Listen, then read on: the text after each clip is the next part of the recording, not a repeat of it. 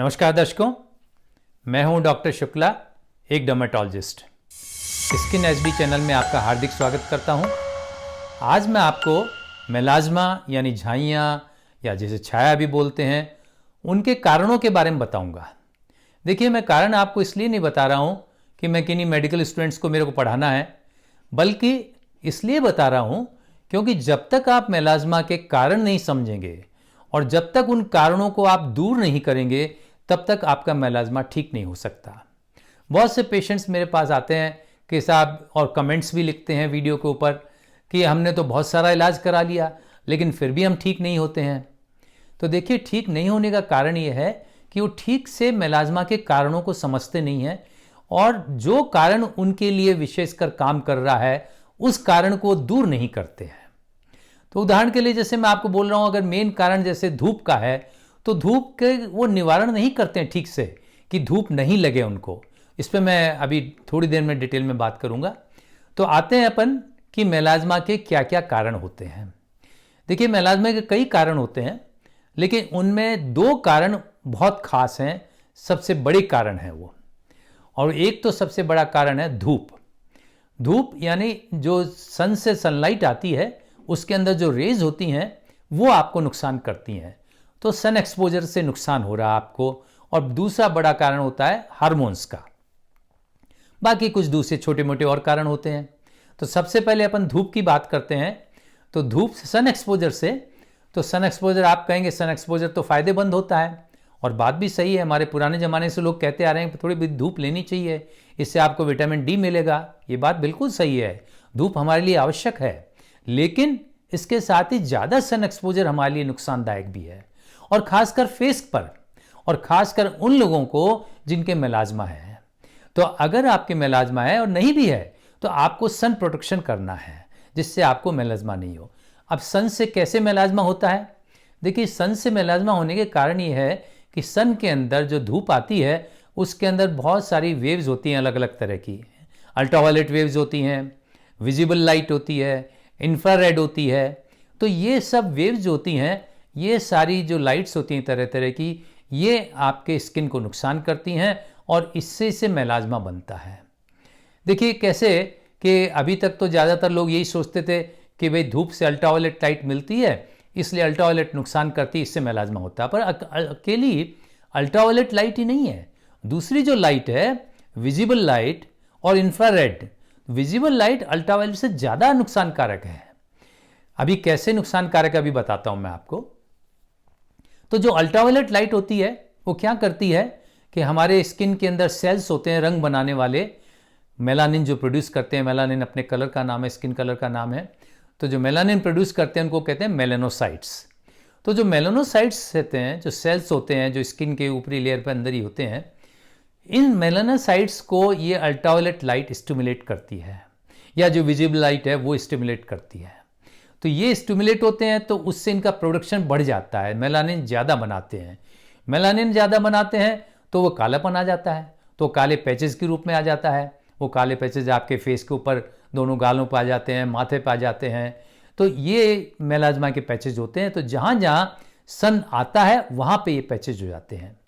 तो ये जो आपके जो विजिबल लाइट है, अल्ट्रावायलेट लाइट है, इंफ्रारेड लाइट है, इनसे आपके मेलानोसाइट्स स्टिमुलेट होते हैं और उससे मेलाज्मा बनता है।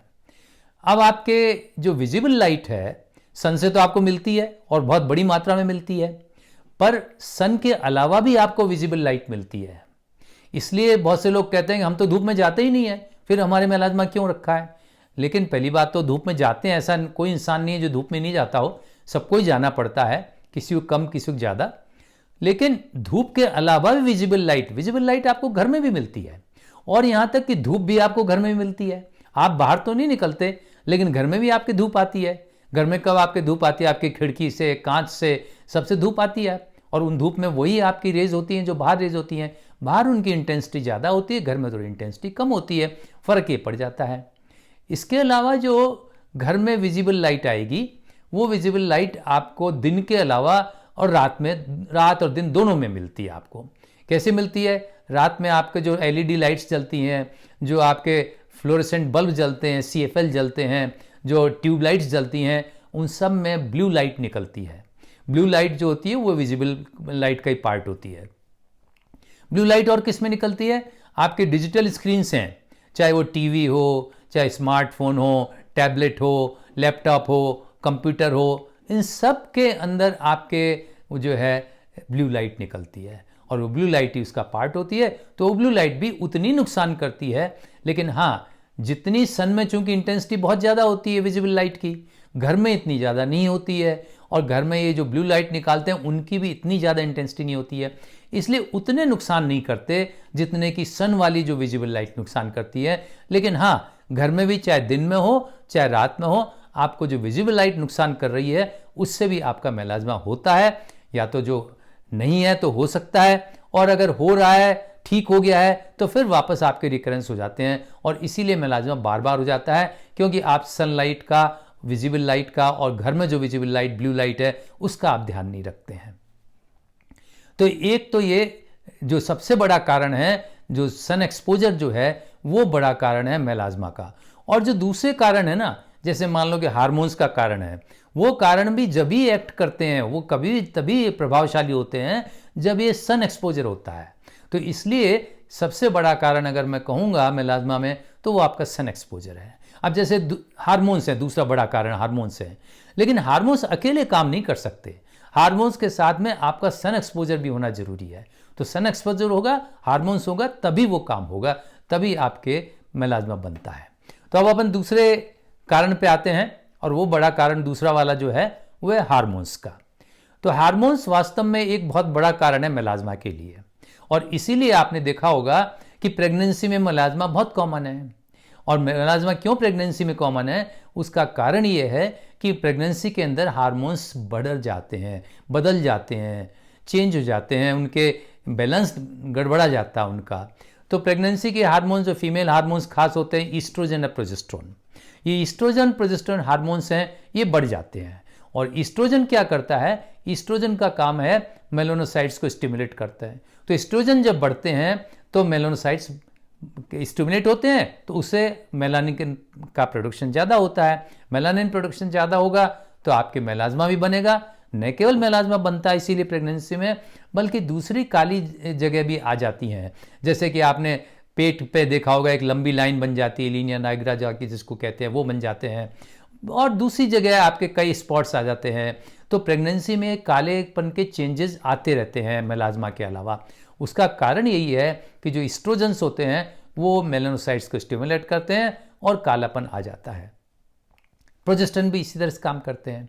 तो इसे हार्मोन्स के कारण से ही आप देखते हैं कि जो ये ईस्ट्रोजन प्रोजेस्टेरोन लेते हैं, दूसरे चाहे प्रेगनेंसी नहीं हो और वैसे भी अगर ईस्ट्रोजन प्रोजेस्टेरोन लेते हैं तो उनके भी यही मेलाज्मा हो जाता है। अब ईस्ट्रोप्रोजेस्टेरोन कौन लेते हैं, या तो जो बर्थ कंट्रोल पिल्स होते हैं वो लेते हैं, या मेनोपॉज हो जाता है, तो मेनोपॉज जब होता है तो हार्मोन रिप्लेसमेंट थेरेपी कहलाती है, HRT कहलाती है, उसमें भी वो ईस्ट्रोजन प्रोजेस्टेरोन लेते हैं। तो ये जो भी हार्मोन्स लेगा किसी भी रूप में लेगा, या चाहे वो नेचुरल प्रेगनेंसी के रूप में आएंगे, तो ईस्ट्रोजन प्रोजेस्टेरोन होंगे, वो आपके मेलाज्मा को पैदा करते हैं, या जो होता है तो बढ़ा देते हैं या उसको रिलैप्स कर देते हैं। अब तीसरे कारण के ऊपर आते हैं। तीसरा कारण एक थायराइड। देखिए, थायराइड की प्रॉब्लम बहुत कॉमन है, और प्रॉब्लम में ज़्यादातर कॉमन प्रॉब्लम है थायराइड हार्मोन्स का कम होना, जिसको बोलते हैं हाइपोथायराइडिज्म। तो हाइपोथायराइडिज्म जो है उसके अंदर क्या होता है, थायराइड हार्मोन कम हो जाता है। तो कम होता है तो बॉडी क्या करती है, नेचुरल वे में वो TSH बढ़ा देती है। थायराइड स्टिमुलेटिंग हार्मोन जो है वो बढ़ जाता है, TSH बढ़ता है। तो TSH बढ़ता है तो वो क्या करता है, वो मेलानोसाइट्स को स्टिमुलेट करता है। तो TSH के बढ़ने के कारण से मेलानोसाइट ज़्यादा मेलानिन प्रोड्यूस करते हैं, और ज़्यादा मेलानिन प्रोड्यूस करते हैं तो फिर वो मेलाज्मा बन जाता है। तो थायराइड एक इम्पॉर्टेंट कारण है उसका बनाने का। थायराइड एक दूसरे कारण से भी आपको मेलाज्मा पैदा करता है। दूसरा कारण ये है उसका कि थायराइड का जब हार्मोन कम हो जाता है तो फिर उससे TSH बनता है, और फिर उससे ईस्ट्रोजन जो है वो भी ज़्यादा हो जाता है। तो ईस्ट्रोजन का लेवल बढ़ जाता है, और ईस्ट्रोजन लेवल बढ़ने के कारण से फिर आपके मेलानोसाइट ज़्यादा प्रोड्यूस करने लगते हैं। तो थायराइड एक इम्पॉर्टेंट चीज़ है जिसके कारण से अगर आपकी थायराइड की कमी है तो उसको चेक कराना पड़ेगा। अब आप सब लोग देख रहे हैं कि बाकी मेरे को कोई प्रॉब्लम नहीं है, लेकिन आपको पता चला, आपको पता भी नहीं था और आपके चेक कराया तो थायराइड की कमी निकली। हो सकता है मेलाज्मा आपका उसी कारण से मेलाज्मा हो रहा हो। इनके अलावा और क्या कारण है? इनके अलावा कारण जो है एक दवाइयाँ हैं। बहुत सी ऐसी दवाइयाँ आप, हो सकता है आप दवाइयाँ ले रहे हो, आपको उनके जानकारी भी नहीं हो और मेलाज्मा उनके कारण से हो रहा है। तो दवाइयों में जैसे दो तो मैंने आपको पहले नाम बताए कि ईस्ट्रोजन के कारण से, ईस्ट्रोजन प्रोजेस्टेरोन के कारण से। तो जो बर्थ कंट्रोल पिल्स लेते हैं तो उनमें ये मेलाज्मा हो जाता है, या फिर जो HRT लेते हैं मेनोपॉज के बाद में, हार्मोन रिप्लेसमेंट थेरेपी, उनमें भी मेलाज्मा हो जाता है। इसके अलावा जो इंपॉर्टेंट दवाइयाँ हैं कि जो सीजर्स की दवाइयाँ होती हैं, जो एपिलेप्सी की दवाइयाँ होती हैं, जिसके बोलते हैं तान आते हैं, पूरी बॉडी में तनाव से आता है, तो जो तान की, सीजर्स की जो दवाइयाँ होती हैं, एपिलेप्सी की होती हैं, उनमें भी दवाइयों में जैसे कई दवाइयाँ आती हैं, उसमें बहुत सारी, जैसे मैं एक दो नाम बता रहा हूँ आपको, फेनिटॉइन है, कार्माजेपिन है। तो ये जो दवाइयाँ हैं, इन दवाइयाँ अगर कोई ले रहा है तो इनसे भी मेलाज्मा हो जाता है। और इनसे मेलाज्मा एक तो मेलानोसाइट्स को स्टिमुलेट करके होता है, दूसरा एक कारण और है कि ये क्या, स्किन को सेंसिटिव बना देते हैं धूप के लिए। तो स्किन ज़्यादा सेंसिटिव होती है, तो ये दवाइयाँ जब लेते हुए होते हैं, बाहर जाते हैं, तो फिर उसमें फिर वही आपका सन एक्सपोजर के कारण से मेलाज्मा हो जाता है। और भी कई दवाइयाँ हैं इन सीजस, एंटी सीजस दवाइयों के अलावा, जैसे कुछ एंटीबायोटिक्स भी हैं, जैसे टेट्रासाइक्लिन है, टेट्रामिनोसाइक्लिन है।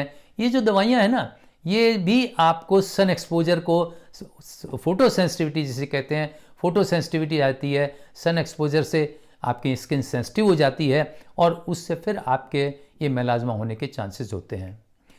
और भी कई दवाइयाँ हैं, जैसे ब्लड प्रेशर की दवाइयाँ कुछ होती हैं, वो दवाइयाँ भी फोटो सेंसिटिविटी कॉज करती हैं, तो वो भी आपको मेलाज्मा पैदा कर सकती हैं।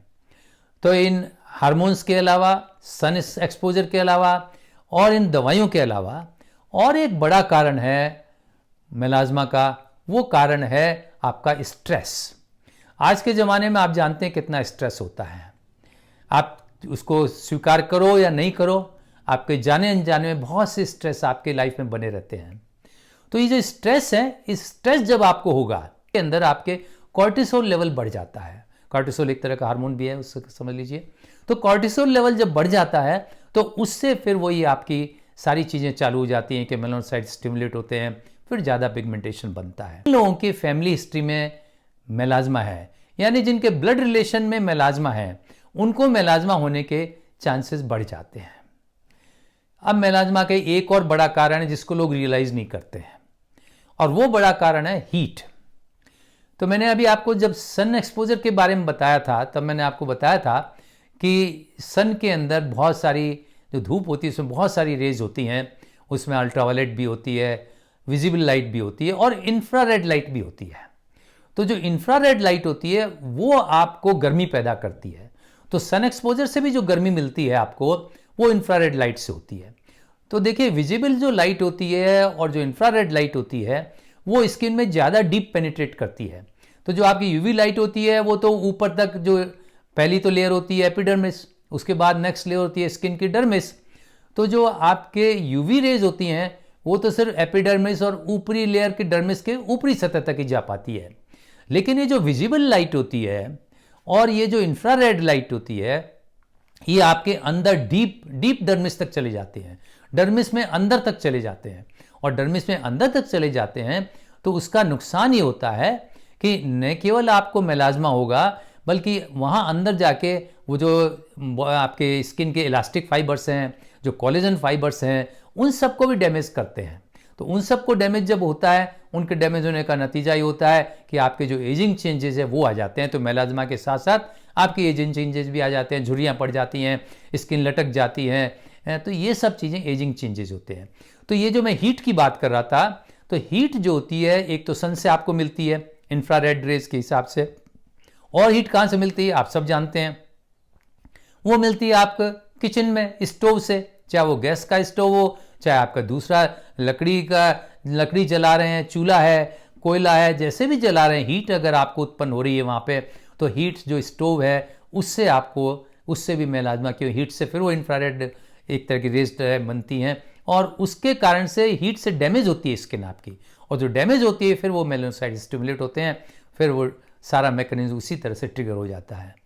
तो अब हीट में एक तो डायरेक्ट हीट ये है, या दूसरे जो हीट के काम करते हैं अपन, है ना, हीट के शावर्स लेते हैं अपन, है हॉट शावर्स लेते हैं जिनको कहते हैं, तो सोना लेते हैं आप, या स्टीम बाथ लेते हैं, या फिर इवन कोई आप एक्सरसाइज, हैवी एक्सरसाइज करते हैं जिसमें खूब पसीना आता है, तो पसीना बहाने के लिए बहुत तरह तरह के उपाय किए जाते हैं, जो भी उसका कारण हो, बाहर किस लिए बहा रहे हैं, लेकिन वो पसीना पैदा करने के लिए जितने भी काम किए जाते हैं, हीट जिनमें उत्पन्न होती है, वो हीट भी आपको स्किन को नुकसान करती है, और वो हीट आपको नुकसान करके और फिर आपके वहाँ भी मेलाज्मा होने के चांसेस बढ़ जाते हैं।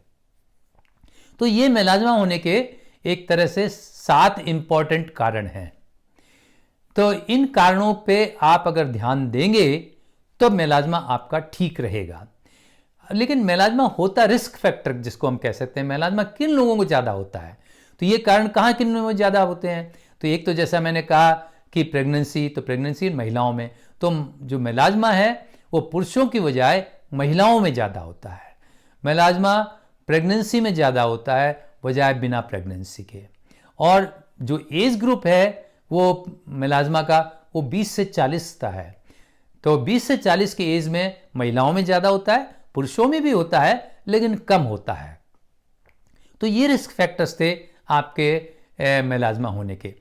तो आज का जो टॉपिक है कि मेलाज्मा के जो कारण मैंने आपको बताए हैं, उसका एकमात्र उद्देश्य ये है कि आप इन कारणों को समझें और इन कारणों को ध्यान से निवारण करें। ऐसा नहीं कि आप समझ लेते हैं कि हाँ मेरे को तो सन एक्सपोजर कहीं हो ही नहीं रहा है। आप समझिए जो मैंने अभी आपको बताया इन चीज़ों में कि आपको जो वेव्स हैं अल्ट्रावायलेट लाइट या विजिबल लाइट, वो कहाँ कहाँ जा रही है, न केवल सन एक्सपोजर में पर हल्के में भी जा रही है। तो इन कारणों को आपको दूर करना पड़ेगा। आप चेक करवाइए कहीं आपके थायराइड तो नहीं है, आप चेक करवाइए कहीं आपको दूसरा कोई हार्मोनल इम्बैलेंस तो नहीं है, आप देखिए आपके कहीं स्ट्रेस तो कहीं ज़्यादा नहीं है। तो इन सब चीज़ों पे आप ध्यान देंगे तो एक तो आपको मेलाज्मा नहीं होगा, दूसरा मेलाज्मा होगा तो वो जल्दी ठीक हो जाएगा। क्यों, आप दूसरी दवाइयाँ लेते रहेंगे। देखिए दूसरी दवाइयों को भी यही है कि जब तक आप इन चीज़ों पे ध्यान नहीं देंगे वो दवाइयाँ भी काम नहीं करेंगी। कितनी भी आप स्किन लाइटनिंग क्रीम ले लें, जब तक आप कारण का निवारण नहीं करेंगे वो नहीं करेंगे। क्योंकि ये जितनी आप अगर सन प्रोटेक्शन करेंगे, सन स्क्रीन आप लेंगे, तो सन स्क्रीन आपको धूप से तो बचाएंगे, इन कारणों से बचाएंगे, साथ साथ सन स्क्रीन क्या करेंगे कि वो जो दवाइयाँ ले रहे हैं, स्किन लाइटनिंग क्रीम ले रहे हैं, उनमें भी इफेक्ट करेंगी, उनका इफेक्ट और बढ़ा देंगी। इससे आपका जल्दी मेलाज्मा क्लियर हो जाएगा। तो अगर आपका मेलाज्मा बार बार हो रहा है, आप इलाज लिया, ठीक हो गया, फिर हो गया, तो फिर होने का कारण यह है कि आप इन कारणों पर ध्यान नहीं दे रहे हैं। तो आज के लिए बस इतना ही। अगली बार फिर किसी नए टॉपिक के साथ आपके सामने उपस्थित होऊंगा। तब तक के लिए आपसे इजाज़त चाहता हूं। वीडियो देखने के लिए बहुत बहुत धन्यवाद।